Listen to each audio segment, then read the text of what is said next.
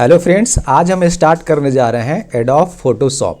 तो फोटोशॉप में हम सीखेंगे फ़ोटो को बैकग्राउंड चेंज करना और जितने भी टूल्स हैं उसके बारे में, क्या क्या बना सकते हैं। फोटोशॉप में बहुत अच्छा सॉफ्टवेयर है फ़ोटो से एडिट से रिलेटेड।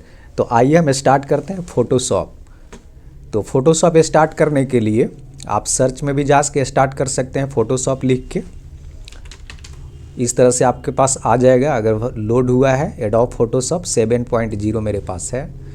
तो जैसे स्टार्ट होता है फोटोशॉप इस तरह से ओपन होगा। तो इसमें ये टूल्स दिए हुए हैं जो आपको वर्क करना है और यहाँ से हम न्यू पेज लेते हैं। तो सबसे पहले अगर आप चैनल को सब्सक्राइब नहीं किए हैं तो ज़रूर कर लें और हमारे साथ जुड़े रहें नए नए वीडियो देखने के लिए। तो सबसे पहले क्या होता है कि अगर हम इसमें फाइल पे देखते हैं तो यहाँ से इस तरह से ओपन होगा फाइल का।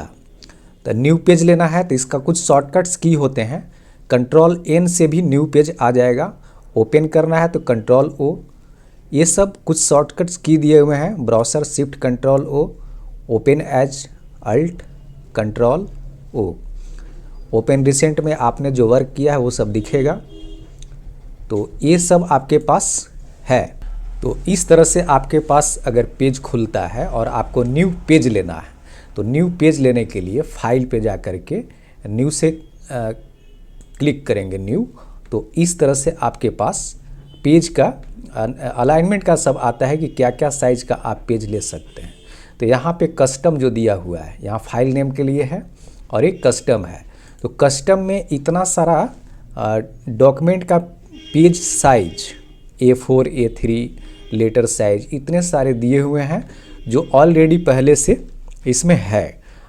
तो आप जो सिलेक्ट करेंगे, जैसे A4 सिलेक्ट किए और यहाँ पे दिया हुआ है इसका डायमेंशन कितना इसमें विड्थ है और कितना हाइट है। ये मेजरमेंट का है, पिक्सल इंच सेंटीमीटर जो आप रखना चाहें आप रख सकते हैं, वही मेजरमेंट के लिए यहाँ पे है। रेजुलेशन है, रेजुलेशन छोटा पेज है तो 300 ऑटोमेटिकली वो ले लेता है। अगर बड़ा पेज बनाना है 10 फीट 12 फीट 15 फीट 20 फीट तो उसके हिसाब से रेजुलेशन छोटा होता जाएगा, रेजुलेशन कम रखना है। मोड है RGB मोड है, CMYK, बिटमैप है, ग्रे एक्सेल, ग्रे स्केल है, RGB, CMYK, लाइव कलर। तो जनरली अगर प्रिंट फॉर्म के लिए है तो हम लोग CMYK रखते हैं। RGB है डिजिटल मोड के लिए और ग्रे स्केल अगर करते हैं तो उस पर जो कुछ भी आएगा वो ब्लैक एंड वाइट हो जाएगा। तो अगर ब्लैक एंड वाइट चाहिए तो आप ग्रे स्केल कर सकते हैं। अगर कलर प्रिंट के हिसाब से अगर कोई डिज़ाइन करना है तो आप CMYK करिए और कोई डिजिटल बैनर बनाना है डिजिटली देखने के लिए तो RGB कर सकते हैं। तो हम CMYK कर देते हैं। RGB कुछ भी आप कर सकते हैं। यहाँ पर देख रहे हैं कि बैकग्राउंड इसमें वाइट है तो अगर वाइट पे है तो वाइट आएगा, जैसे क्लिक करेंगे तो पेज वाइट आ जाएगा। बैकग्राउंड कलर है, अगर मान लीजिए यहाँ पे बैकग्राउंड कलर करते हैं और ये आपका यहाँ पे नीचे वाला जो कलर दिख रहा है वाइट है तो वाइट आएगा। जो कलर रहेगा बैकग्राउंड में वो कलर आ जाएगा। नीचे है ट्रांसपेरेंट, अगर ट्रांसपेरेंट पे क्लिक करते हैं तो आपके पेज में कोई कलर नहीं आएगा, बिल्कुल वो ट्रांसपेरेंट रहेगा। तो इसको आप बाद में भी बदल सकते हैं, हम वाइट ही छोड़ दे रहे हैं यहाँ पे। और जैसे क्लिक करते हैं तो इस तरह से आपके पास पेज ओपन हो जाएगा। नीचे में आपका यहाँ शो कर रहा है स्टैंडर्ड स्क्रीन मोड, F करेंगे तो ये बदलते जाएगा फुल स्क्रीन मोड में और इसमें आता है फुल स्क्रीन मोड। तो ये सब आपका यहाँ पे है। आप डायरेक्टली F से भी इसको आप देख सकते हैं ऐसे करके। दूसरा है कोई जैसे ऑप्शन आपको कुछ ओपन करना है तो आप फाइल से ओपन कर सकते हैं। यहाँ से कंट्रोल O शॉर्टकट की है इसका, या आप पेज के बाहर वाला एरिया जो ब्लैंक एरिया इधर वाला है तो उसमें आप डबल क्लिक करेंगे तो आपको ओपन का ऑप्शन आ जाता है। तो पेज कैसे लेते हैं उसके बारे में अभी आपको बताया। और जैसे अभी हमने पेज लिया और इसको रीसाइज करना है, पेज को रीसाइज करना है तो यहाँ पे हम यहाँ राइट क्लिक करते हैं, ऊपर वाले इस सरफेस पे राइट क्लिक करते हैं यहाँ और फिर इसको हम देखते हैं यहाँ पे एक डुप्लीकेट है। ये किसी भी में आएगा। जैसे कोई फ़ोटो हमने ओपन किया है, जैसे मान लिया यहाँ से एक फ़ोटो हम ओपन कर लेते हैं। डबल क्लिक किए बाहर में सिंपल सा, या आप कंट्रोल ओ से भी कर सकते हैं, कंट्रोल ओ से भी आ जाएगा, या आप फाइल से भी जा करके ओपन कर सकते हैं, यहाँ से ओपन कर सकते हैं। बहुत सारा ऑप्शन है। काम फास्ट करने के लिए हम यहीं से डबल क्लिक कर देते हैं तो ओपन की ऑप्शन आ जाता है। लोकेशन दिखाएगा, कहाँ से किस लोकेशन से आपको पिक्चर लेना है। हम डेस्कटॉप सिलेक्ट करते हैं ऐसे, तो डेस्कटॉप पे मेरा ये फ़ोटो है और हम इस फ़ोटो को सिलेक्ट करेंगे और यहाँ पे ओपन कर देना है। ये फ़ोटो आपका बिल्कुल ओपन हो जाएगा। अगर कहीं से भी आपको फ़ोटो नया ओपन करना है तो कंट्रोल ओ या फाइल में जा करके, और नहीं तो बाहर में डबल क्लिक करते हैं और उस तरह से आपका कुछ भी फाइल ओपन हो जाएगा। फ़ोटो हो, इमेज हो, या और कोई डॉक्यूमेंट आपने बना के रखा हुआ है तो वो आपके पास ओपन हो जाएगा। तो जैसे इस पर हम क्लिक करते हैं यहाँ पे, इसको ऐसे आप मूव टूल बोलते हैं। पहला वाला जो है बहुत काम का चीज़ है, इसका मूव टूल नाम है और इसका शॉर्टकट की है वी। जैसे किसी और टूल पे है और हमको मूव टूल पे जाना है तो डायरेक्टली हम वी प्रेस करेंगे, वी, तो आपका मूव टूल सिलेक्ट हो जाएगा। मूव टूल का काम क्या है कि जैसे इसको यहाँ से पकड़ करके इसको और कहीं भी ऐसे मूव कर सकते हैं, ले जा सकते हैं, आगे पीछे इसको रख सकते हैं। तो मूव टूल का एक स्थान से दूसरे स्थान पे ले जाना, इसका मेन काम होता है मूव टूल का। और इसमें बहुत सारा ऑप्शन आपको मिलेगा कि जैसे हम इस पेज को अभी रखे हुए हैं, एक यहाँ पे है, और इसको अगर मिनिमाइज करना है तो यहाँ से कर लेंगे और फिर मैक्सिमाइज करना है ऊपर में, तो फिर आप इस तरह से इसको ओपन कर सकते हैं। एक और चीज़ देखेंगे कि जैसे हम यहाँ पे राइट क्लिक करते हैं तो इतना सारा ऑप्शन ओपन होता है। डुप्लीकेट, अगर सेम फ़ोटो को इस पर कुछ वर्क करना है और ये मेरा मेन फ़ोटो है तो हम इसको छोड़ देते हैं और इसको डुप्लीकेट कर लेते हैं। क्योंकि हमको इस पर वर्क करना है तो हम इसको डुप्लीकेट कर लेते हैं। यहाँ पे आप नाम लिख भी सकते हैं या ऑटोमेटिक वो कॉपी लिख करके आ जाएगा। आप नाम बदल भी सकते हैं वहाँ पे, और जैसे ओके करेंगे तो आपके पास सेम का डुप्लीकेट हो जाएगा। इसका डुप्लीकेट ये वाला आ गया। तो पहले वाला को हम डिलीट कर देते हैं, यहाँ से डिलीट क्या क्लोज कर देते हैं, जो पहले था वही रहेगा, वो डिलीट नहीं हुआ है, यहाँ से क्लोज कर दिए। तो जैसे इसमें देखते हैं दूसरा ऑप्शन इमेज का साइज। अगर आपको यहाँ से इमेज का साइज देखना है तो आप इस पर राइट क्लिक करेंगे और इमेज का साइज यहाँ से आप देख सकते हैं कि किस साइज में हमारा इमेज है। डायमेंशन का है सेंटीमीटर, यहाँ पे है मेजरमेंट के लिए, और यहाँ इंच करके देखेंगे कि कितना बाई कितना इंच का ये फ़ोटो है, रेजुलेशन इसका क्या है, वो सब आप इसमें देख सकते हैं इमेज साइज में। फिर आप इसको बदल भी सकते हैं इमेज साइज को, जैसे छोटा बड़ा करना है तो आप इसको यहाँ से जो साइज करेंगे वो छोटा बड़ा भी हो जाएगा। जैसे दोनों क्लिक कर दिए कंस्ट्रक्ट प्रोपरेशन, और इसको हम विड्थ और हाइट दोनों ऑटोमेटिक बढ़ जाएगा। जैसे 13 पॉइंट कुछ है और हम इसको 20 करते हैं तो देख सकते हैं नीचे में कि ये भी बदल गया, वो अपने अनुसार ले लेता है। और बिल्कुल अगर नहीं नीचे इसको क्लिक करेंगे कांस्टेंट पर तो क्या होगा कि केवल विड्थ बढ़ेगा, हाइट पहले जितना था उतना ही रह जाएगा, तो फोटो का शेप बिगड़ जाता है। तो जब भी हम इसको करेंगे तो दोनों को क्लिक कर लेंगे ऊपर नीचे, और फिर हम यहाँ पे विड्थ या हाइट कोई भी करते हैं तो उसके रेशियो में वो आगे बढ़ जाता है।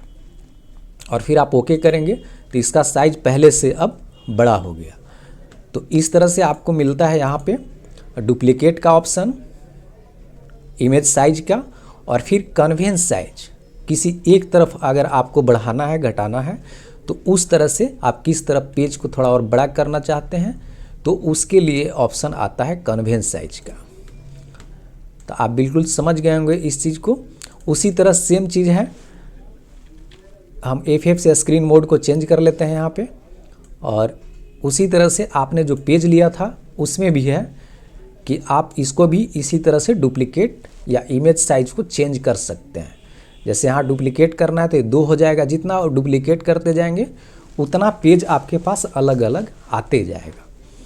इमेज साइज है, साइज को चेंज करना है, जैसे अभी इसमें A4 दिया हुआ है और साइज को इसमें चेंज करना है। इस साइज में 21 सेंटीमीटर लिखा हुआ है ऊपर में, अगर इस साइज को बदलना है तो आप भी यहाँ से भी इस पेज के साइज को बदल सकते हैं। ये हुआ आपके पेज के बारे में, पेज कैसे लेना है, पेज बड़ा छोटा कैसे करना है। अब होता क्या है कि हम यहाँ पे देखेंगे, हम टूल्स वाइज बता देते हैं आपको। आज मूव टूल का वर्क आप समझ गए होंगे। मूव टूल का शॉर्टकट की है V, और इसका मेन वर्क होता है किसी इमेज को आप एक जगह से दूसरे जगह पर इस तरह से ले जाना। अगर इस इमेज को हमको इस पेज पे लाना है तो डायरेक्ट मूव टूल को यहाँ पे इस पे क्लिक करेंगे और इसको प्रेस करते हुए, लेफ़्ट क्लिक को प्रेस करते हुए आप यहाँ पे लाके छोड़ देंगे, यहाँ पे लाके ड्रैग कर देना है। यहाँ से पिक करना है, माउस से यहाँ पे क्लिक करके प्रेस करना है माउस से लेफ़्ट क्लिक, और इसको छोड़ना नहीं है और यहाँ पे खींच के लाके ऐसे ड्रैग कर देना है। तो इस पर से कॉपी होके यहाँ आ जाए। तो मूव टूल का ये सब वर्क होता है। फिर अगर इस पेज पे ले आए और इसको छोटा बड़ा करना है तो इसको सिलेक्ट करने के लिए, फ़ोटो को सिलेक्ट करने के लिए, अब ये वाला सिलेक्ट है तो इसको हम कंट्रोल T से सिलेक्ट करते हैं। कंट्रोल T ट्रांसफॉर्म होता है, कंट्रोल T, और इस तरह से आपके पास ये सिलेक्ट हो जाएगा। दूसरा क्या ऑप्शन है, इसको इंटर मारेंगे तो ये ख़त्म हो जाएगा। दूसरा ऑप्शन है, यहाँ पे आप देख रहे होंगे कि ऑटो सिलेक्ट लेयर और शो बाउंडिंग बॉक्स, इस पे अनटिक है। अगर इसको हम टिक करते हैं तो जो सिलेक्ट है उसका बाउंडिंग बॉक्स ऑलरेडी शो करने लगेगा। आप इससे इसको छोटा बड़ा अपने अनुसार एडजस्ट कर सकते हैं। अप्लाई करेंगे, आ जाएगा। इसमें क्या, ऑटो सिलेक्ट लेयर, ये भी सिलेक्ट है, तो जिस पे हम क्लिक करते हैं वो ऑलरेडी ऑटो सिलेक्ट हो जाता है। अगर ये अनटिक रहेगा, दोनों अनटिक है, तो हम ये सिलेक्ट किए हुए हैं और हम इस पे क्लिक करेंगे तो भी हमारा सिलेक्ट वही होता है। तो ऑटो सिलेक्ट करते हैं तो जिस पे क्लिक करेंगे वही सिलेक्ट होता है। ऑटो सिलेक्ट कर लिए, इस पे क्लिक कर दिए तो ये सिलेक्ट हो जाएगा। और यहाँ आपको लेयर में ये अगर आपके पास हट जाता है तो F7 से इसको ला सकते हैं। जैसे मान लीजिए यहाँ से हटा हुआ है, इस तरह से नहीं दिख रहा है, तो जैसे F7 क्लिक करेंगे तो आपका ये लेयर वाला ऑप्शन सारा आ जाएगा। तो जो यहाँ आप सिलेक्ट करेंगे वहाँ पे ये चेंज होता है। जैसे लेयर 1, अभी इस पर सिलेक्ट किया लेयर 1, और लेयर 2 है, इस पर सिलेक्ट किए तो वहाँ और ऑटोमेटिक चेंज हो जाएगा। और नहीं तो आप यहाँ भी सिलेक्ट करेंगे तो ऑलरेडी ये सिलेक्ट हो जाता है। अगर मान लिए ये आपका अनटिक है, टिक नहीं है, आप डायरेक्ट सिलेक्ट कर रहे हैं और हमें इसको सिलेक्ट करना है, तो इस पर क्लिक कर रहे हैं तो सिलेक्ट नहीं हो रहा है, तो क्या करेंगे, यहाँ पे ले जाके राइट क्लिक करते हैं। यहाँ लेयर शो करेगा, बैकग्राउंड तो नीचे वाला है और ये है लेयर 2। यहाँ पे लाके हम राइट क्लिक करते हैं तो लेयर 1 शो कर रहा है और एक बैकग्राउंड पे जाते हैं तो बैकग्राउंड सिलेक्ट होगा। लेयर 1 सिलेक्ट करते हैं तो लेयर 1 सिलेक्ट हो जाएगा। उसी तरह से अगर अनटिक है और यहाँ पे हम राइट क्लिक करके लेयर 2 करते हैं तो फिर ये हमारा लेयर 2 सिलेक्ट हो जाता है। और नहीं तो डायरेक्ट आप यहाँ से भी इस तरह से सिलेक्ट कर सकते हैं जो लेयर आपको सिलेक्ट करना है। हम थोड़ा डिटेल्स में बता रहे हैं इसलिए कि आपको समझने में कोई दिक्कत ना हो। फिर अगर आप इसको डिलीट करना चाहें तो यहाँ पे सिलेक्ट है और यहाँ पे एक डिलीट का ऑप्शन आपके पास आएगा, डिलीट लेयर, और यहाँ शो करता है कि डिलीट द लेयर 2। लेयर 2 को डिलीट करना है, यस करेंगे, वो डिलीट हो जाएगा। शॉर्टकट की क्या है इसका, इसमें अल्ट एल एल एल, फिर इस तरह से वो फिर बैक जाके फिर से आपको बता देते हैं, अल्ट एल तो लेयर में जाता है, फिर एल प्रेस करते हैं तो डिलीट में जाता है और फिर लेयर आता है। तो 3 बार अगर एल एल टाइप करते हैं अल्ट के साथ 3 टाइम्स एल को क्लिक करते हैं तो वो क्या होता है, डिलीट हो जाता है। डिलीट करने का यहाँ से आपको लेयर के पास ऑप्शन है, लेयर को सिलेक्ट किए और डायरेक्ट यहाँ पे डिलीट का एक आइकॉन दिया हुआ है जिस पे आप क्लिक करेंगे और यहाँ यस कर देंगे तो ये लेयर डिलीट हो जाएगा। तो आप बिल्कुल समझ गए होंगे कि पेज कैसे लेना है, मूव टूल का क्या वर्क है, और एक पेज से दूसरे पेज पे फ़ोटो ले जाना है तो उसको हम कैसे ले जा सकते हैं मूव टूल से यहाँ से पिक करके और यहाँ पे लाके ड्रॉप कर देना है। तो यहाँ से ऐसे इस लेयर को मूव टूल से पकड़ के लाना है और यहाँ पे लाके ऐसे छोड़ देना है। बिल्कुल माउस को हटाना नहीं है यहाँ से, और यहाँ पे लाके इस तरह से छोड़ देते हैं। तो मूव टूल का वर्क समझ गया, पेज लेना समझ गया, पेज कैसे लेंगे, पेज को डुप्लीकेट करना समझ गया, डुप्लीकेट कैसे करना है, पेज के साइज को छोटा बड़ा कैसे करना है, इमेज के साइज को, कन्वेंस साइज है कि किस तरफ से आगे, अगर हमारे राइट साइड में अगर आपको ज़्यादा स्पेस चाहिए तो यहाँ पे लिख देंगे तो उस तरह से आ जाएगा। और एक फिर आता है इसमें rectangular marking tool. Rectangular marking tool इसका शॉर्टकट की है एम। इसको वर्क में हम बता देते हैं। रेक्टेंगुलर मार्किंग टूल में क्या होता है कि जैसे आपके पास कोई इमेज है, जैसे एक और इमेज ये है मेरे पास, कहीं भी आप ऊपर नीचे ऐसे रख सकते हैं, जो क्लिक करेंगे वो ऊपर आ जाएगा। आप इस तरह से एडजस्ट करके आप रख सकते हैं। और हम बताते हैं कि रेक्टेंगुलर मार्किंग टूल का क्या वर्क है। अभी हम ऑटो सेलेक्ट लेयर पे कर लिए और इस सब को हम साइड में रख लेते हैं। इसको डिलीट कर देते हैं, आपको अल्ट एल एल एल तीन बार एल करेंगे तो हट जाता है, और यहाँ से डायरेक्ट भी डिलीट कर सकते हैं। तो रेक्टेंगुलर मार्किंग टूल का क्या वर्क होता है, जैसे हम रेक्टेंगुलर मार्किंग टूल पे जाएंगे, इसका शॉर्टकट की है एम। तो एम प्रेस करेंगे डायरेक्ट तो भी आ जाएगा, और हमारा फ़ोटो सिलेक्ट है ये। तो इसमें आपको ऊपर में इस तरह से ऑप्शन दिखेगा। एक चीज़ यहाँ पे बहुत इंपॉर्टेंट चीज़ है, फीदर। फीदर का क्या वर्क है आपको हम अभी बताते हैं। कि जैसे अभी यहाँ पे 20 किया हुआ है, पहले से दिया हुआ है, आप इसको 0 भी कर सकते हैं या आगे पीछे इसको बढ़ा घटा भी सकते हैं। फीदर का मेन वर्क क्या होता है, तो जैसे अभी 20 किया हुआ है और हम इसको 0 कर देते हैं, पहले 0 कर लिए, और हम रेक्टेंगुलर मार्किंग टूल से यहाँ पे देखते हैं कि पहला है न्यू सिलेक्शन, पहला न्यू सिलेक्शन, और हम इसको इतना को सिलेक्ट कर लिए और मूव टूल से हम यहाँ पे ला देते हैं।